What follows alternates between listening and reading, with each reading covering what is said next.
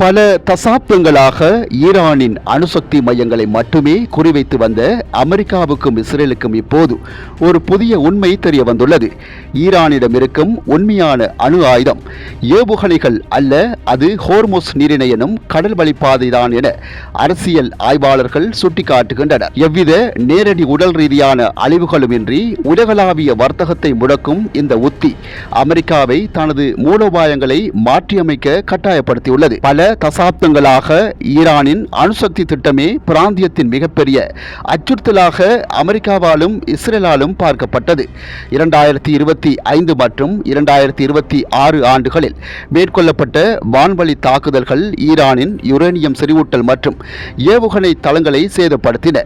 இருப்பினும் இந்த மோதல்கள் ஈரானிடம் ஏற்கனவே ஒரு வலிமையான ஆயுதம் இருப்பதை நிரூபித்துள்ளன. உலகின் கடல்வழி கச்சா எண்ணெய் மற்றும் எரிவாயு வர்த்தகத்தில் சுமார் 20% ஹோர்முஸ் நீரிணை வழியாகவே நடைபெறுகிறது. அணு ஆயுதங்கள் பேரழிவின் மூலம் அச்சுறுத்துகின்றன.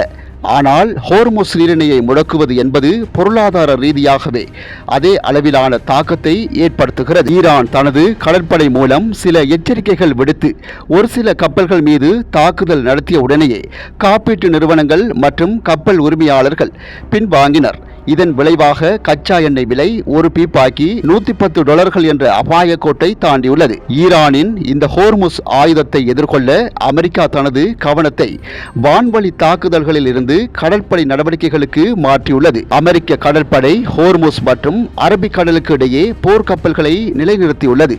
இது வரும் பாதுகாப்பு நடவடிக்கை மட்டுமல்லாமல் அந்த பாதையை சொந்தம் கொண்டாடும் ஒரு முயற்சியாகவும் பார்க்கப்படுகிறது. அமெரிக்க ஜனாதிபதி டொனால்ட் ட்ரம்ப் அந்த பாதை வழியாக செல்லும் கப்பல்களுக்கு அமெரிக்கா சுங்க கட்டணம் வசூலிக்க தகுதியுடையது என்று குறிப்பிட்டிருப்பது இந்த பகுதியின் மீதான அமெரிக்காவின் மேலாதிக்கத்தை உணர்த்துகிறது. கன்னி வெடிகளை அகற்றுவது மற்றும் கடற்பயண சுதந்திரம் என்ற பெயரில் அமெரிக்கா அங்கு நிரந்தரமாக முகாமிடுவது ஒரு அமெரிக்க நீர்நிலையை பாதுகாப்பது போன்ற தோற்றத்தை உருவாக்குகின்றது என ஆய்வாளர்கள் சுட்டிக்காட்டுகின்றனர். ஈரானின் இந்த சவாலை முறியடிப்பது என்பது அமெரிக்காவுக்கு ஒரு நீண்டகால போராட்டமாக அமையும் எனவும் இதற்கான சில முக்கிய காரணங்களை ஆய்வாளர்கள் சுட்டிக்காட்டுகின்றனர். சென்கோம் அமைப்பின் பலவிதமான தாங்கி போர் கப்பல்கள் அந்த பகுதியில் நிரந்தரமாக இருக்க வேண்டிய சூழல் ஏற்படும்.